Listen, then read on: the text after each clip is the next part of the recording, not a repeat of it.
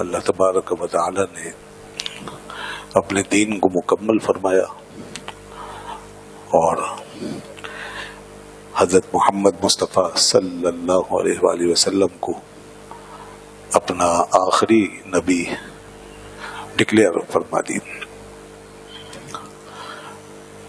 جب آخری نبی تشریف لے آئے تو دین مکمل ہو گیا، یا یوں کہیے کہ دین کو مکمل ہونا تھا، اس لیے نبوت کا سلسلہ اختتام پذیر ہو گیا. جب تک دین کی تکمیل کا کام جاری تھا انبیاء آتے رہے، اور جب دین ایک نظام حیات کے طور پر قیامت تک آنے والے لوگوں کے لیے مکمل طریقے سے نازل ہو گیا، تو پھر اللہ نے یہ اعلان فرمایا کہ اب نبوت ختم ہو گئی، اور خاتم النبیین کہہ کر یہ بتا دیا کہ آخری نبی آ چکے ہیں. اب آپ کے بعد کسی اور نبی کی ضرورت ہی باقی نہیں رہی.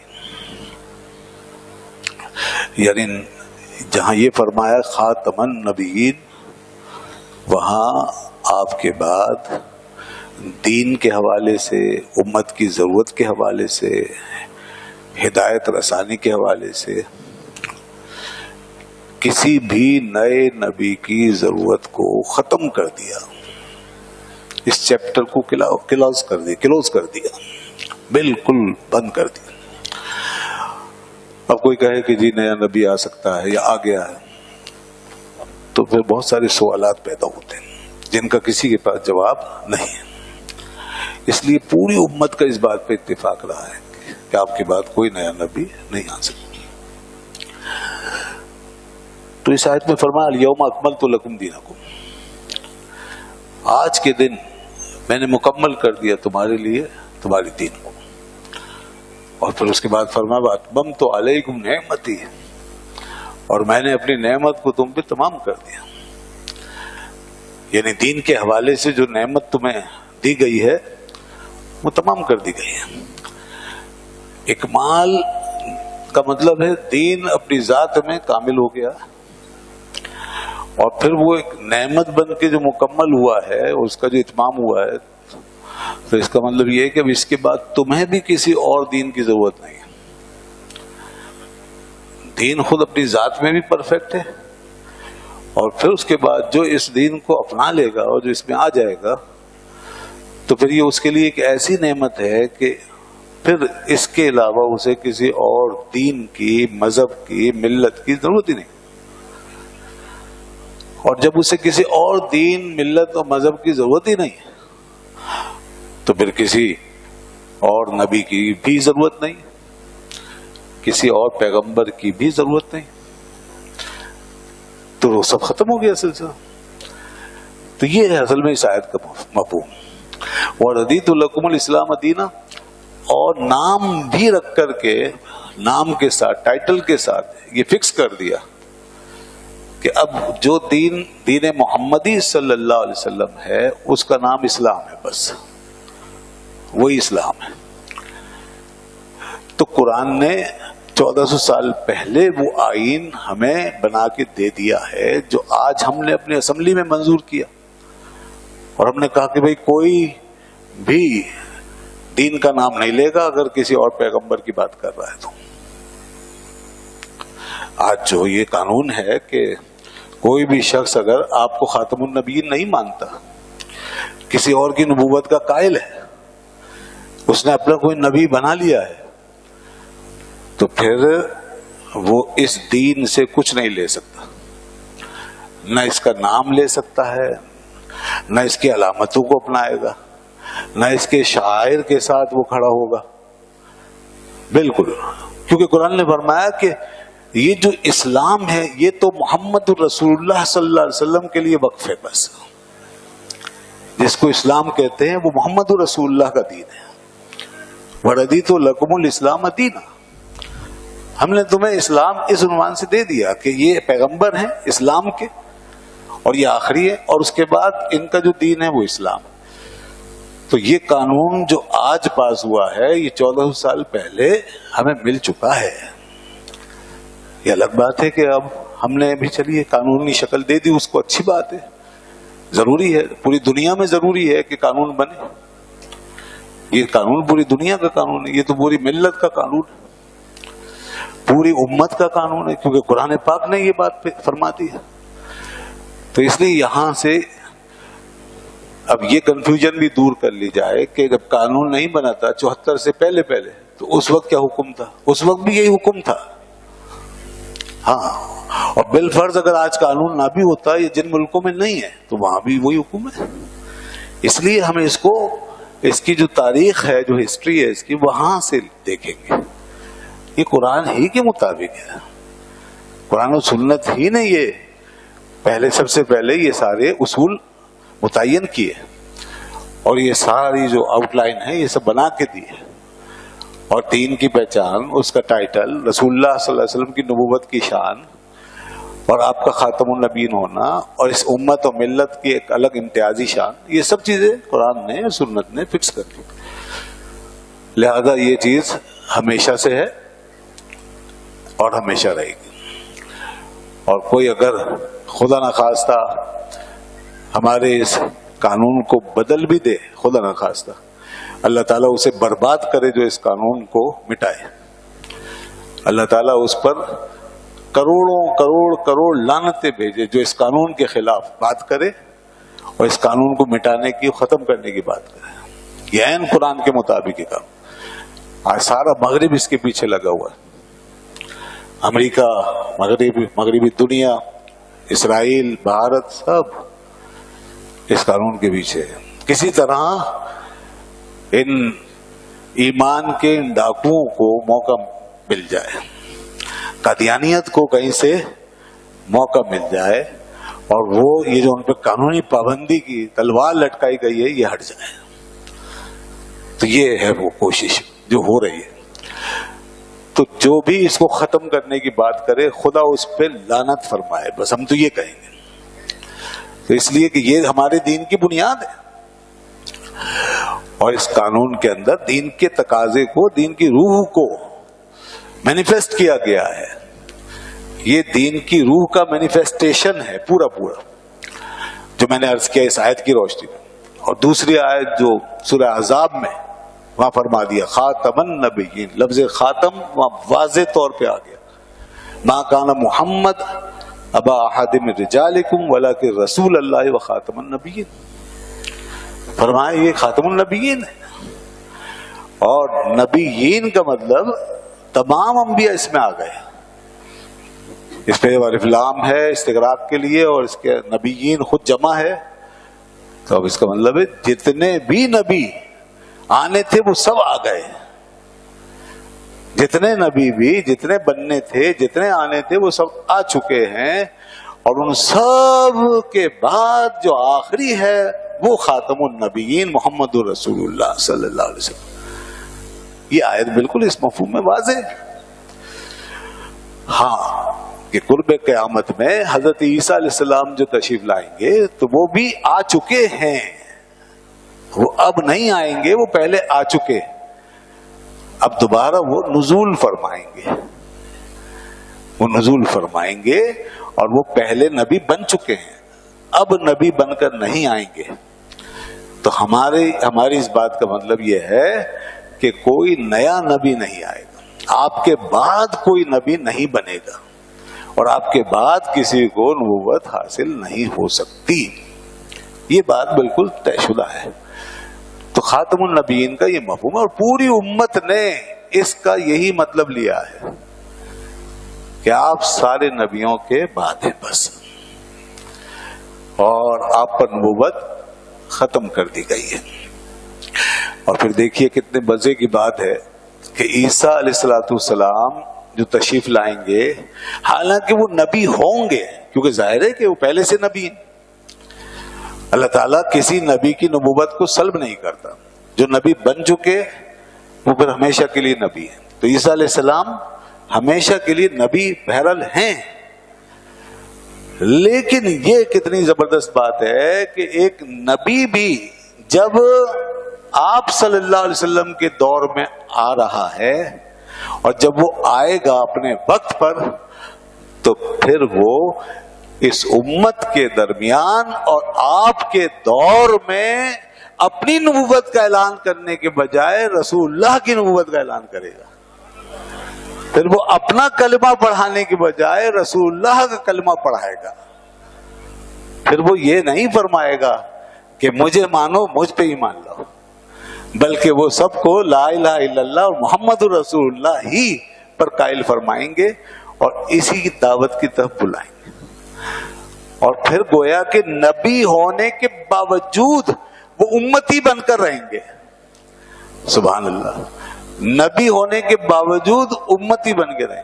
تو جو نبی ہونے کے باوجود اس آفتاب رسالت کے سامنے امتی بننے پر مجبور ہے، تو اب جو نبی ہے ہی نہیں یا ہو ہی نہیں سکتا، اس نے کتنی بڑی جرات کی کہ وہ اپنی نبوت کا اعلان کرتا پھر رہا ہے اور لوگوں کو اپنا کلمہ پڑھا رہا ہے.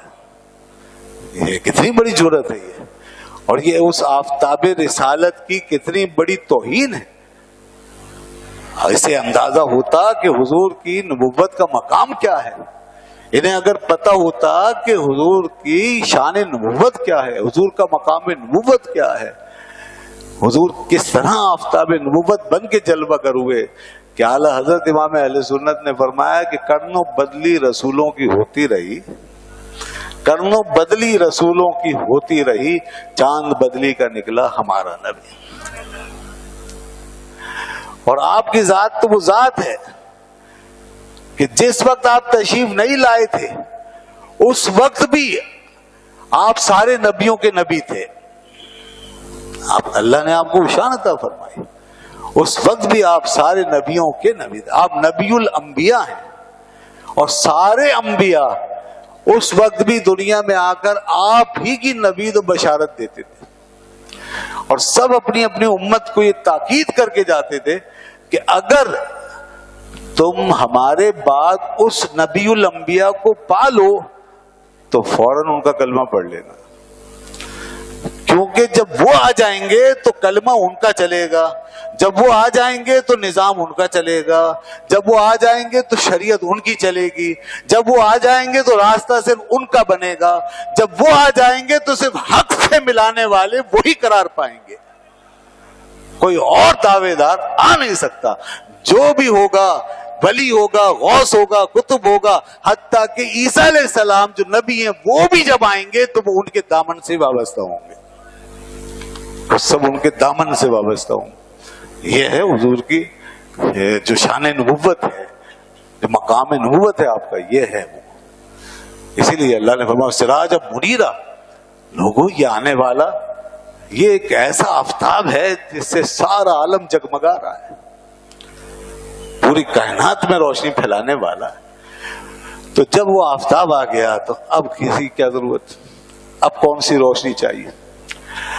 تو ہم لوگوں سے پوچھتے ہیں، یہ بتاؤ کہ اتنی صدیوں کے بعد تمہیں ضرورت پڑی، اور کیا ضرورت پڑی پہلے تو یہ بتاؤ.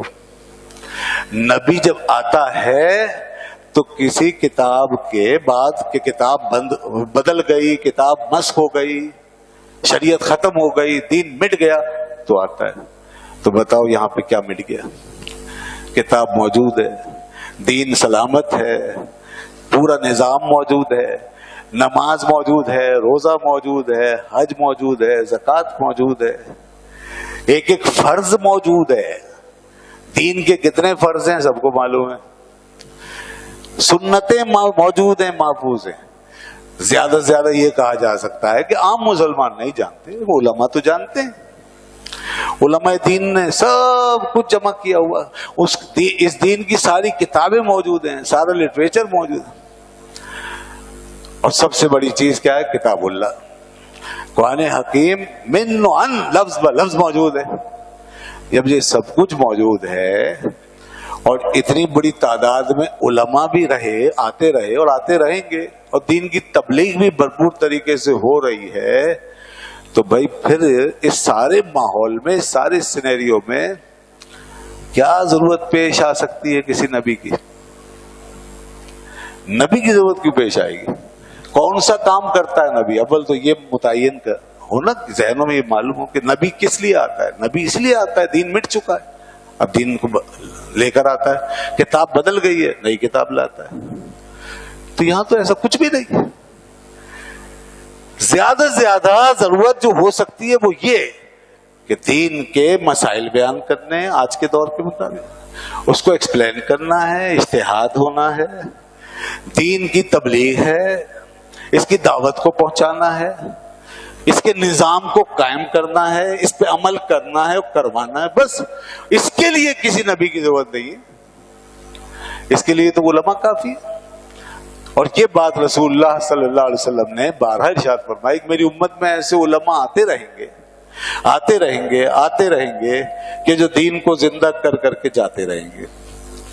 حتیٰ کہ عام علماء, پھر علماء مفکرین, پھر علماء مصلحین ریفارمرز, پھر علماء مجتہدین, علماء محدثین, اور پھر علماء مجددین.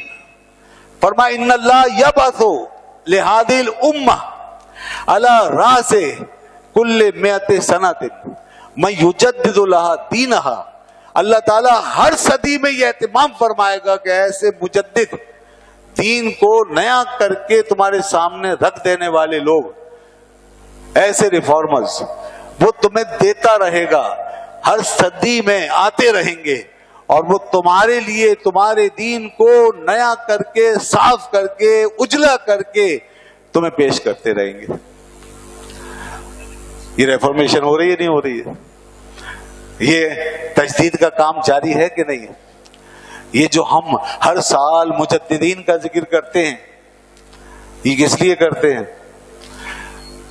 ابھی اعلی حضرت شاہ امام محمد رضا خان رحمۃ اللہ علیہ پچھلی صدی میں گزر گئے. ان کا ذکر کیوں ہوتا ہے؟ وہ وقت کے مجدد تھے, انہوں نے وہ کام کیا ہے کہ دین کو پھر سے نیا کر کے ہمارے سامنے رکھ دیا. اور ان مجددین کا ایک کام ہوگا جو سامنے آئے گا, اور ان کے علم سے اور ان کی چیزوں سے لوگ باقاعدہ بھرپور طریقے سے استفادہ کریں گے, بھرپور استفادہ کریں گے. جیسا کہ آپ دیکھ لیجیے آج تک ان کی کتابوں کا ذخیرہ دنیا کے ہاتھوں میں ہم لوگ پڑھ رہے ہیں, لائبریریاں بھری پڑی, ہزار ہاں مسائل مختلف شعبوں کے, اعتقاد سے لے کے عمل تک, وہ سب انہوں نے بیان کر دیے. یہ ان کا کام تھا. تجدید ہو گئی پوری, تمام بدعات و خرافات کا کلا کما کر کے رکھ دیا. ان کے پاس بہت مسئلے آئے, بہت سوال دنیا بھر سے. اب ذرا دیکھیے اس میں کتنے سوال ہیں جو بدعات سے متعلق ہیں, خرافات سے متعلق ہیں. دین کے اندر جو اضافے ہوئے, نئی نئی چیزیں آئیں, توہمات, جہالتیں, بےہودگیاں, رسمیں, الٹی سیدھی رسمیں, بالکل خلاف شرع ایسی چیزیں, ایسے بدعات سیئہ, بدعات سیئہ. بدعات سے مراد ہے بدعات سیئہ, نہ کہ بدعات حسنہ. اچھی جو بدعت ہوتی ہے جس کو بدعت حسنہ کہتے ہیں, اس کا مخالف کون ہوگا؟ کوئی بھی معقول آدمی اس کے خلاف تو بات ہی نہیں کر سکتا, اس لیے کہ اچھی بدعت کو تو اپنائے بغیر گزارا ہی نہیں ہے. اچھی بدعت سے میں ایک مثال آپ کو دے دوں, سب کلیئر ہو جائے گا. اس وقت جس مسجد میں, جس طرح کی بنی ہوئی مسجد میں آپ بیٹھے ہوئے ہیں, یہ پوری مسجد آج کے شیپ کے مطابق, آج کے طریقے کے مطابق یہ ایک اچھی بدعت ہے. اس کی بناوٹ, اس کی ڈیزائننگ, اس کے اندر کلر, یہ پتھر, یہ محراب, یہ سب کچھ, ممبر کی جدت, یہ سب کیا, یہ کارپیٹ, تمام مساجد کا یہی حال ہے. حرمین شریفین میں بھی ایسی, سب کچھ جدید ہے. یہ ہوتی ہے بدعت حسنہ. اس کا کوئی ثبوت نہیں ڈھونڈیں گے وہاں کے پیچھے ایسے بنی تھی, نہیں بنی تھی. پیچھے جیسی مسجد بنی تھی ویسی تو بنا بھی نہیں سکتے, اگرچہ مٹیریل موجود ہے. کوئی اگر بدعت سے پورا بچنا چاہتا ہے تو کھجوروں کی شاخیں لائے, کھجور کے درخت کاٹے, اس کے تنے کاٹے, اس کے بنائے ستون, اور شاخیں پتے اس کی بنائے چھت, اور نیچے بچھائے روڑی اور مٹی, اور اس کے بعد پڑھے نماز. تو یہ ہے پورا ہر قسم کی بدعت سے بچ کے نماز کی ادائیگی. اب نہ اچھی بدعت نہ بری بدعت، سب سے جان چھوٹی چلی. ایسی پڑھ لیں، کوئی ہے دنیا میں تو بتائیے. تو اس لیے ہم جب بدعات کی بات کرتے ہیں تو وہ بدعات سے مراد بدعات صحیح ہے. ایسی بدعت جیسے مسجدوں میں تصویریں لگا دینا، یہ بدعت صحیح ہے اگر کوئی لگائے. یہ یہود و نصارہ کا کام ہے. آج بھی ان کے گرجوں میں اور ہندوؤں کے عبادت خانوں میں، ان کے مندروں میں، وہاں پہ آپ کو تصویریں ملیں گی. یہ بدعت صحیح ہے، اس کی اجازت نہیں ہے. اگر کوئی مسجد کے اندر تصویر لگائے، جاندار کی تصویر، یہ مکہ مدینہ کی تصویر نہیں، جاندار چیز کی تصویر کی بات ہو رہی ہے. یہ جو تصویر مکہ مدینہ کی لگی، یہ بدعت حسنہ ہے، اس کی سب نے اجازت دی ہے. جاندار کی تصویر اگر ہو ایسی کہ جو واضح ہو، شکل نظر آئے، یہ بدعت سیئہ ہوگا. اس پہ کوئی نہیں پوچھے گا کہ بھئی کہاں سے ثابت. حالانکہ یہ بھی ثابت رہی ہے، خانہ کعبہ کی تصویر لگی ہو، مسجد نبوی شریف کی گنبد خضرا کی، یہ بھی ثابت نہیں. اللہ کے رسول نے یہ چیزیں نہیں لگائیں، نہ صحابہ نے لگائیں، مگر آج سب جگہ لگی. تو یہ بدعت حسنہ ہے. بدعت حسنہ کا مطلب یہ جس سے دین نے روکا نہیں ہے، جو دین کے خلاف نہیں، دین کے حکم کے خلاف نہیں ہے. اور بدعت سیئہ کا مطلب ہے جو دین کے اصول سے ٹکرائے، دین کے خلاف ہو، جس سے روکا گیا ہے، جس سے منع کیا گیا ہے، جس میں دین کا نقصان ہو. یہ سب چیزیں ہوتی ہیں. بس یہ تھوڑی سی وضاحت کافی ہے. میرا موضوع وہی ہے جس پہ سے میں شروع ہوا ہوں. تو مجددین جو ہیں وہ آتے رہے. کیوں یہ اہتمام ہوا؟ اور اس سے پہلے ہم ایک اور بہت عظیم مجدد کا ذکر کرتے ہیں اسی مہینے میں، سفر ہی کے مہینے میں، حضرت امام ربانی مجدد الفسانی رحمۃ اللہ علیہ. اللہ اکبر. ان کا بھی ذکر ہوتا ہے، اور وہ بھی اپنے وقت کے عظیم مجدد، بلکہ الفسانی آنے والے 1000 سال تک ان کے اثرات رہیں گے. ان کے زمانے سے لے کر آنے والے 1000 سال دنیا نے انہیں الفسانی کا مجدد قرار دیا. تو اس لحاظ سے مجدد اعظم ہے وہ. تو پھر گریڈز ہوتے ہیں اپنے اپنے. جو کام انہوں نے کیا ہے، جس ڈیپ میں جا کر کام کیا ہے، جس ڈیپتھ میں جا کر کام کیا ہے، اور جتنا انہیں ڈیپلی اسلام کو سمجھا اور سمجھایا ہے، اللہ اکبر، وہ ہر ایک کی فکر حرکت بقدر ہمت وسط. اللہ نے ان کو زبردست عوارف سے نوازا.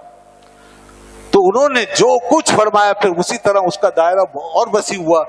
اس وسیع دائرے کی برکت یہ ہے کہ ایسے لوگوں کا فیضان پھر جاری رہتا ہے، جیسے حضرت مولانا روم رحمت اللہ علیہ.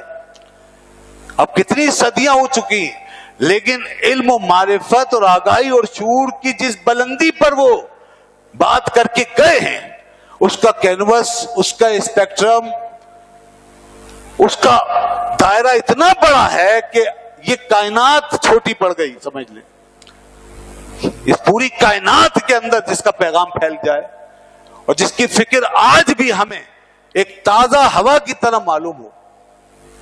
دنیا مغرب و مشرق آج حضرت مولانا روم رحمت اللہ علیہ کے اندر ڈوبی ہوئی ہے. اب میں اس موضوع پہ بات کروں تو کئی حوالے ہیں. یورپ میں، مغرب میں اب تک ریسرچ ہے. یہ شخصیات، یہ اتنے ہماگیر لوگ، ایسی جامع صفات قسم کے لوگ، ورسٹائل پرسنالٹیز رکھنے والے لوگ، یہ کیوں آتے رہے اس امت میں؟ کسی امت کو اللہ نے یہ اعزاز نہیں بخشا. اگر کوئی جینیس ان کے اصولوں کے مطابق پیدا بھی ہوا تو دین نہیں تھا. جب دین کو ریفارم کیا اور اس نے دین کی اصلاح کی اور تجدید کی تو دین بدل گیا.